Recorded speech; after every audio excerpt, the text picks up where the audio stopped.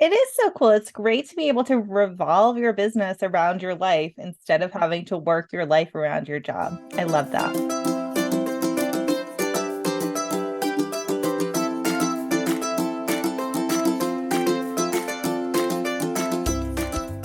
Hi, Jenny. Welcome to the Teacher Biz podcast. Hi, thank you. I'm excited to be here today. Me too. Let's start by talking, if you could tell me a little bit about what you were doing before you had an online business and how you got into this online business world. Okay, so before I started doing this, I was a special ed teacher in self-contained classrooms, and I worked for Kennedy Krieger in a type 2 class, and then I moved to Baltimore County Public Schools in a middle school, and I was fried. By the time I left, it was affecting me physically. So, stress hives, I had bronchitis for 6 weeks and I didn't know it, things like that. So, it was time for a change. But when I was at Baltimore County, they paid for my training in Orton Gillingham and through the academy. And so I knew when I left that I wanted to do something with that. I have dyslexia runs in my family, and I had seen how we weren't effectively helping our students in the classroom with this. And I knew this is something that I could do and run with. So that's kind of how I got into the online world because I moved from Maryland to Florida and I knew it wasn't set on Florida, and I wanted to be able to take this and move anywhere I wanted. And I decided from the get-go it was going to be online. I love that freedom that an online business brings you where you're not stuck in one location and you really can move throughout the world. I have a podcast episode about what an online business makes possible. And one of the things that I talk about is that it's not about working from a beach on your laptop. It's just about having the freedom to do what you need to do in your life. So I love that. So tell us a little bit about what your online business looks like, your structure, where money flows into your business, and what your business is, what you do. Okay. So I am a private dyslexia practice online. And right now, all of my income and my monies come from one-on-one services. And it's a lot. I mean, it's a lot to work. It's a lot to do. And I'm looking to what's the word? Division out into something else. I've tried bringing on other practitioners and things like that, and for truly it was my fault it didn't work. In that I was so busy with the one-on-ones, I didn't set enough time aside to help bring them along as well. I was doing during the pandemic 42 to 44 one-on-one sessions a week. And then we're also working on the weekends to do all the lesson plans and everything else. And over the next 2 years, I've been kind of trying to winnow that down, so I can have freedom to do other things in my business. And so right now, I just counted before we started. For the fall, I've confirmed 24 sessions a week, and I'm taking Fridays off so that I can build, because I'm going to build, and I'm in the process of building an online course for parents. And I needed that freedom. So right now the monies are still one-on-one sessions, but I'm looking to build it out into also having a course for parents. I think that's really smart. I think it's smart to start with one-on-one. I don't think there's anything wrong with that. You got to know your people and be, you know, intimate with them in a way where you really understand their problems and get to know them so well. But it's just not scalable in the long It's term, right? not, I mean, you could not. only do so many one-on-one sessions personally in a week, which even 24 sounds like a lot to me. That is a big workload. I love that you shared that you tried to bring on other people to do that one-on-one work because that's where a lot of people's minds would go. Can I replicate myself and keep that one-on-one work going? I think this is such a smart move to be building a digital course to add into your Mhm. business so that you really can scale because an unlimited amount of people can take your course. And you Exactly. don't need to be there holding their hand while they take it. So I just think that's really a smart move. Thank you. That was one. So my dad is dyslexic. He's also a business owner. And he kept saying, how can you scale this? What can you do? There's only so many of you. And he wants me to be able to help everybody because he's dyslexic and he understood what it was like being dyslexic and not getting the help. So that was, you know, I thought originally, and you're right, I went to that, well, maybe I can scale it by bringing more in. And I realized it wasn't functional for me based on the hours and everything I was doing, but this is, and he and I have talked a lot about this, about how this, because there's two pieces with this. You have the parents who need a lot of support and help too, because they don't know what they don't know. And having the special ed background, I can say, well, when the school tells you this, it means this. And then at the same time, bringing in the support for these kids who need a particular way of learning how to read. So I'm kind of balancing the scales by doing this, or at least trying. I love that. I think it's so smart. I think you'll help so many more people than you would ever be Thank able you. to if you were involved in every single meeting with them. I just think it's going to be great for your business, for your customers, Thank overall. you. Good, really good move. So where do your customers come from now? Where do they find you? Mhm. Let's talk a little bit about that. Okay, sure. So it did not go gangbusters from the get-go, that is for sure. It took time to build. I sent mailers out to just about everybody in the school system, like the heads of special ed. I did stuff online. Let people know just who I was talking with, and it was a slow process to build. And really what happened is I was working on my certification for the associate level of from the Orton Gillingham practice, and I needed a practicum student, and so I got my practicum student who then had a cousin who then had a this, and it started slowly rolling. So most of my stuff now comes from word of mouth. Um, and I do have listings on like the Orton Gillingham page, on the International Dyslexia page where they have tutor listings. And I do get some stuff from that. But the majority of is word of mouth. I also, interestingly, get the local, or I shouldn't say local because there's more than one, school boards. So counties, school counties come to me for special cases. And so I've picked up I have at least 4 students that have come to me and the county pays me to work with them. So that's a big deal in its own right. For some counties, I had to go in, especially in Florida, I had to go in and show my teacher certification and be fingerprinted and all of that. Up in New York, where I have students, I was good to go. So it every county is also different, but that's a large part of my business as well. So if I was to split them, it's mostly homeschool students and private clients after school, and then a chunk of from the school counties. Super interesting. I love that you are very like nose to the ground, getting stuff out there, sending mailers, which is something we wouldn't even think to do anymore. That seems really smart. I love that most of your business comes from word of mouth at this point. And thinking about the teachers who are listening to this podcast, they are thinking about making extra money online or maybe even replacing their teacher income. They want to work from home and have this freedom that we're talking about. And it's really something that they could do too. They could think about their own strengths. It won't be dyslexia, probably like yours is. The teachers listening to this, they probably have that small strength or big strength, and There, they could start as small as that with one-on-one work and really get to know the people that they're trying to mhm. serve before they scale. So it's absolutely possible for them too.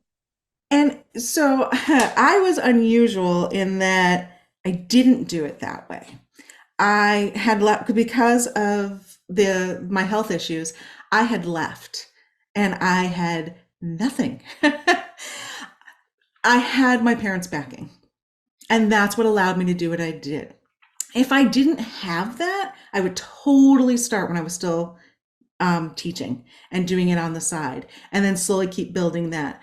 But I would also make sure not to disvalue what I'm giving.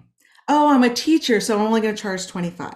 No, right? You want to make sure that you're structuring your fees in real world fees, even if you're a teacher, because if you don't, you won't be able to leave the teaching job.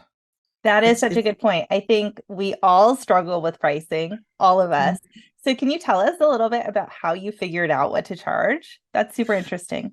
So one of the things I did was I looked at ranges of what people were doing.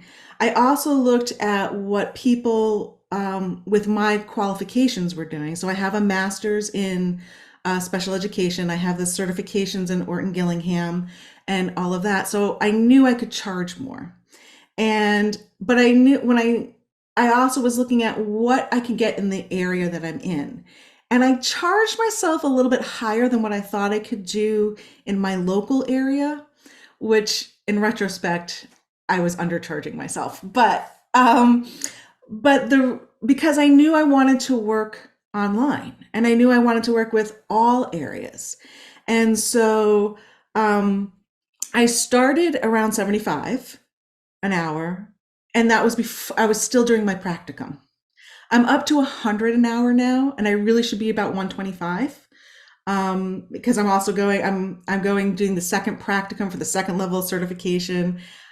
I'm just not comfortable saying that yet. I do charge more for the counties though. The counties are so much more work, and you have to still do IEPs and show up for all of those things. So I do charge more for that. But it was a slow rise from 75, to 80 to 85 to, up to the but I felt you have to value what you do, but you also have to feel comfortable being able to say this is my cost.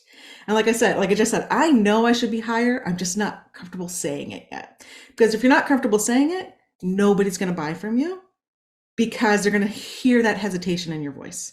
So you have to balance that out too. I think there are so many mindset blocks in our businesses that we have to face. And I appreciate you sharing that because I'm sure for people listening who at a teacher salary are making what at most like $30 an hour for their time, and that's not counting all of the time Mhm. that they spend working that they're not paid for, like weekends and nights and grading papers and So purchasing their own school even supplies and yada yada. Yep. And even with cutting back significantly like I did, I am still making more than I was when I was in the classroom. And I will, to put a number on it, I'm probably making 30,000 more than I was in the classroom cutting back.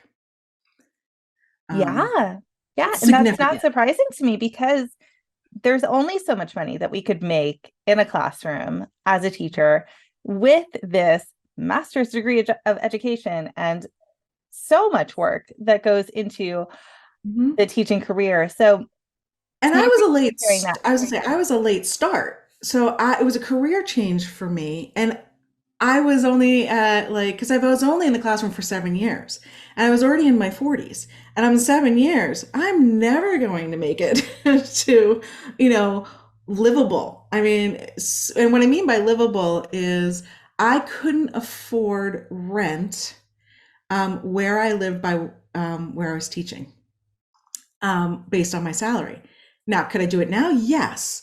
But when I was teaching, it wasn't it wasn't something that I could do. So and it would be years before I even got to that milestone because of all those different steps and everything that they do. So yeah. Yeah, that is, I mean, it's shocking, but it doesn't surprise me at all because it's so insane what teachers are paid for the work that they do. I feel like we all know whatever district a teacher works in, they all know that bottom line on the pay scale of like the maximum number that they could ever make. And yeah, how many years does it take to even get to that? So I love that you shared that you're already well over that salary with your one-on-one business that's not even scalable. And I cannot wait to see once you have a digital course that you I can scale, that number is just like unlimited. I'm It's just so how many people can I excited reach with and this? nervous about that. because it's new and I'm excited about it. And I'm putting together, and when you do something and it's good, and I know it's good, and I just like, oh, it's my baby now, and I gotta make, and I'm excited for it, and I'm nervous about it because, ironically, I'm on Zoom every single day. I hate videotaping myself, so so, so it's little pieces like getting over that mindset and things like that. But it's the only way that I could truly see, at the moment, the only way I could see scaling from this one-on-one, and I'm like I said, I'm just excited for it. I to I totally get that. I think we all feel that way. I don't know anyone who likes themselves on video, and it's just one of those things. The more you do it, the more Mhm. comfortable you get. I used to hate my voice. I mean, everyone does. Who doesn't hate their voice? I used to Mhm. hate my voice so much that I didn't even want to Voxer with my business friends because I didn't want them to have to hear me. And now I have a podcast. So Mhm. it's one of those That's things we just push through. I always say that when you think about your customer and the person who needs you and whose life you are changing Yeah. by doing this thing, instead of how insecure you feel or whatever you're picking Mhm. apart about yourself when you're looking at your own face, I totally get that. But when you think about them instead of you, it just makes it so much easier. Totally. Totally. And when I've shared pieces of, some of the PDFs and things that are going into the course with current clients, are like, I wish I had this before I even knew you, and things like that. That gives me the push to keep moving, right? You keep moving forward because you're getting that, oh yeah, they do need this. I'm doing the right thing. And that's incentivizing, just to keep you moving forward. I love this. Since you mentioned that, I wonder, and maybe you haven't thought about this yet, Mhm. but do you plan to do some kind of early promotion to your current clients to get those testimonials before you launch this Um, course? yeah, I have actually considered that. I've considered opening it up to current clients, for the feedback, as well as you get so involved. It's such a one-on-one process when you first do your first one that you can't see the trees for the whole forest, right? Mhm. And you're like, oh, I didn't think about it that way. So I want to get their feedback on how to shore it up, but also their feedback on for that social piece, that social, Social proof. yes, thank you. The social proof and everything, that goes with it. So yeah, I am looking to do that. Um, haven't done it yet. Feels like it would be a good move.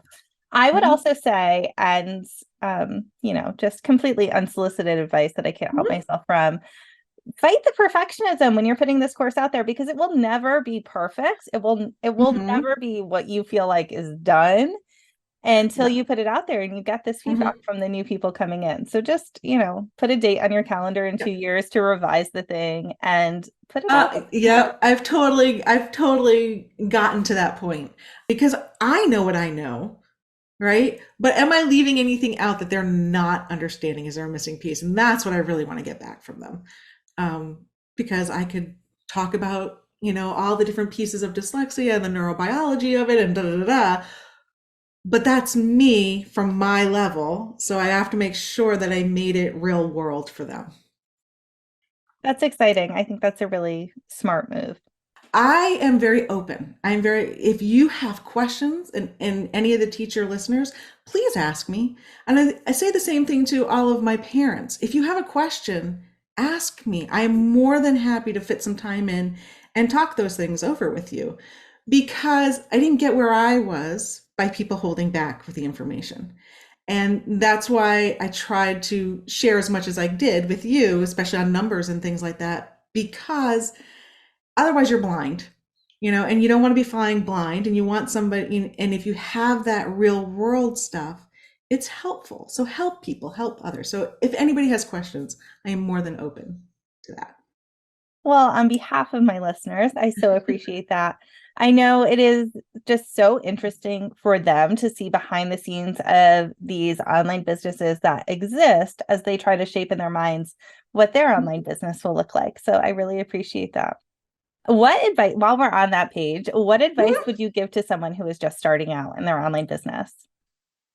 It takes time to get off the ground. It just don't, maybe you've done it for 3 months and you're like, it's not going anywhere. Give it the time it needs to grow. And you might have to do something else. Before it started picking up, I was considering going back into the classroom, and I really don't want to go back. I didn't really want to go back into the classroom. And then things started happening. And once it starts happening, once the momentum comes, but it's going to be work, and you're going to be, you're going to just keep saying your name over and over to everybody that'll listen to you. Give it time for that to set in with the people that need it to set in. And like I said, I didn't get the county contract until about a year or two in, but I had started talking to them from day one. Give the time to let it percolate and grow. I so believe in that. I don't think success ever looks like the staircase that we think it will. I think it is a flat line, and then all of a sudden it shoots up and it just grows really quick after, being stagnant for a little bit in the beginning. And that little bit varies to a lot of bit for some people. It's impossible to know what will happen, but you're right. Just stay with it. And eventually, if you don't give up, you will be successful. Right. So the only other thing I would say is get comfortable with being uncomfortable. Because there are going to be months where you go, So get comfortable with not knowing exactly what's going to happen, financially in the next 3, 4, 5 months, but also knowing that you're a solid business, and you will figure out what the next 6 months are. So if you lose a client, don't panic. Another one will come along. It's just, but you're human. You have that moment. So those would be my 2 big pieces of advice. Thank you for that. You're welcome. We've kind of been talking about this the whole time, but what are you working on right now? What are you excited about? And then also tell us where we can find you. I've been working on the course, and it's called Untangling Dyslexia from Identification to IEP. And that's the course for the parents. And so that's my big push from now to the end of the year. It took me time to carve out the time to do it. So now I'm rolling towards the end. So that's my big push for what I'm doing. Well, my practice is literacyuntangled.com. And you can see, and I also have a podcast called the Literacy Untangled Podcast. And so those are the 2 places you can find me most often. And I do have a Facebook and Instagram accounts by the same name, literacyuntangled.com. So that's where you can get me. Thank you so much, Jennie, for coming on and having this very open conversation with us today. I think so many listeners will get so much out of it. So I really appreciate it. Oh, I'm happy about that. Thank you. Thank you for having me.